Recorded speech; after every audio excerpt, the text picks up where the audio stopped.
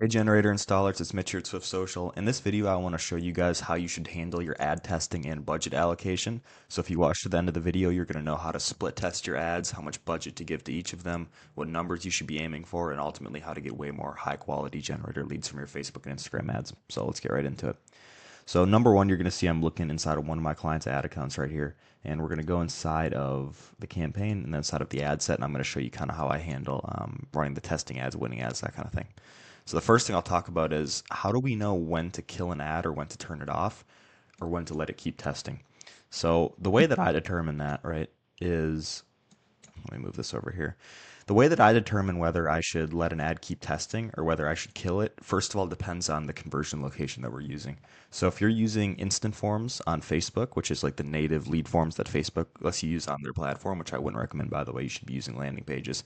If you're using those, the numbers are going to be a little bit lower. But if you're using landing pages and sending people to a third party website to actually become a lead, like I recommend, then these are going to be good benchmarks for you.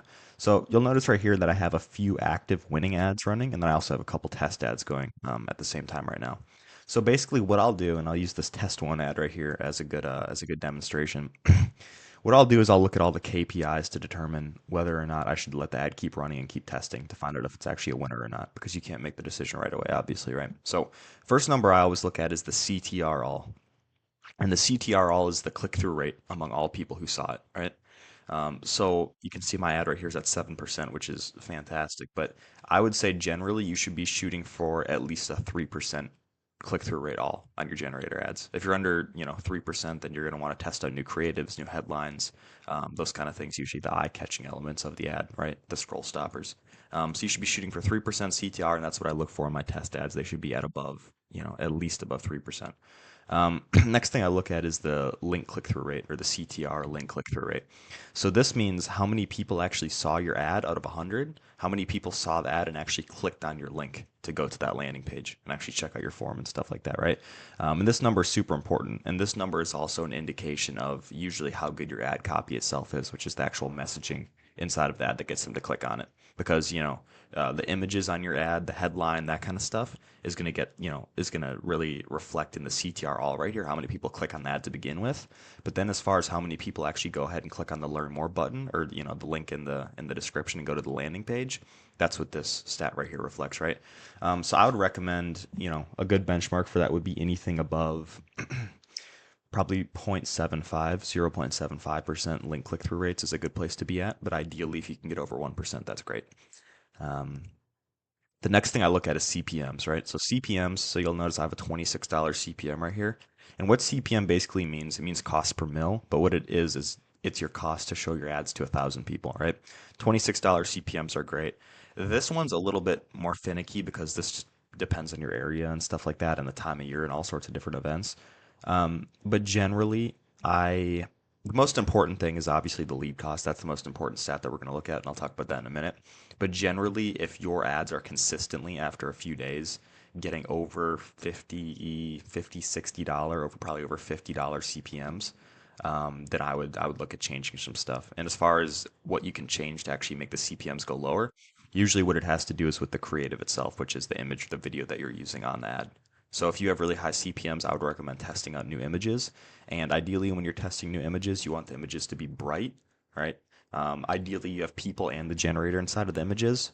People with smiling faces is even better. The algorithm can actually pick up on that, and people just like it more. It looks like a more friendly, presentable ad. And then also just like you could do little things like put like arrows and stuff inside of some of your ads and things like that, just to get people to stop scrolling and pay attention to it and look at it.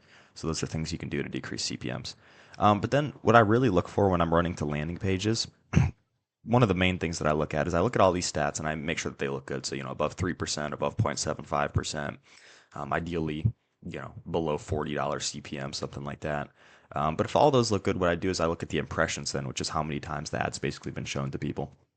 And generally, if all these other numbers over here, the KPIs they're called, the key performance indicators look good, if all those numbers are good, I usually wait for the ad to get to around 3,000 impressions before I kill it or not. If it gets to 3,000 impressions and it hasn't gotten any leads or the cost per lead is really high and it's, a lot worse than the other ads, then at that point I'll go ahead and kill it. But there's a caveat to that also. So if you're running this ad, let's say for example, let's say all these numbers, the CPM was like $55 and the link click through rate was 0.4% and the CTR all was 1.5% and all these numbers look terrible, right? I probably wouldn't even let it get to close to 3,000. I might let it run to 1,000 or 1,500 impressions. And if the numbers don't improve, then I would just go ahead and kill it then so you don't waste any more money on it. Okay. So that's basically how I know are kind of my benchmarks for when you should be killing ads and when you should let them test and what you should be looking for. So the next thing is how many ads should you be running at any given time? And the answer is it depends really on your budget and how much you're spending. So generally, a good rule of thumb is I would not have more than one ad running for every $10 of ad spend that you're spending per day. So, for example, if you're spending $50 per day on ads between your test ads and your winning ads overall, I wouldn't go above 5 ads per day if I was only spending $50 per day, and then so on and so forth. So if you're spending $100 per day, I wouldn't go over 10 ads. And ideally, what I like to do is if you look at my ads and stuff, the ratio is honestly probably even closer a lot of the time to 15 to 1, $15 of ad spend per day to every one ad that I run. And I like to do that. I like to have that ratio be a little bit higher because what that does is when I'm testing new ads like this, for example, these two, since the ad spend isn't getting spread across as many ads at the same time, it lets me have faster feedback loops so I can actually figure out which ads are winners and which ads are losers and turn things off and test new things and just get a faster response and be able to kind of move along the process faster. So that's how many ads you should be running at any given time, depending on your budget. Then the last thing I want to talk about is what should the ratio of test ads to winning ads be? The ratio of test ads to winning ads that I usually like to go for, this isn't really a fixed number, but what I like to do is have a ratio of anywhere between 4 to 1 or 3 to 2 for my winning ads to testing ads. So you should pretty much always be running more winning ads, or at least allocating more budget to your winning ads for sure, um, than your testing ads, right? And obviously, if you start a new campaign, everything's going to be a testing ad, so it doesn't really matter. You just throw everything in the pool and just see what works, because you got to find your winners and your losers. But when you actually get to the point in your campaign where you do have testing ads and you do have proven winning ads, like these ones right here, for example, right? I like to have, for example, right here, I have 3 winning ads going, and then I have 2 testing ads. So that's, a 3 to 2 ratio, right? But I'd say a 3 to 2 ratio, 4 to 1 winning ads to testing ads. Keep it somewhere between an 80-20 or a 60-40, somewhere in the middle, maybe like a 70-30 ratio between winning ads and testing ads at all times.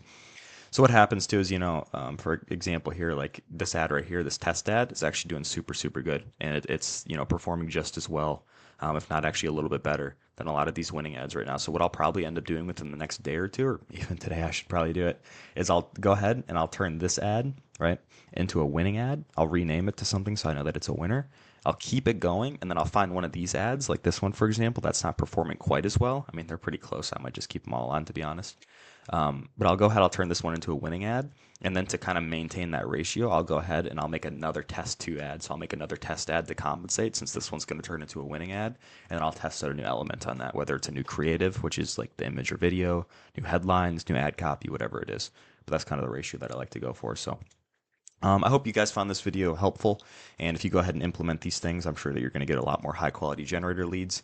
And if you're a generator installer watching this and you're interested in having me set up a system just like this to get you anywhere between 5 to 10 plus new generator installs every single month, I'll do that totally for free for you for 2 weeks. I'll set up everything, manage all your ads, optimize everything for you, do all the kind of stuff I show you how to do in my videos here. And if you don't love working with me, then you never pay me a penny in service fee for it. So if you're interested in something like that, you can go ahead and click the link below, go.swiftsocial.org, and you can book a call to talk to me, and I'll set up a campaign just like this totally for free for you for 2 weeks. But hope you got value out of this video, and thanks.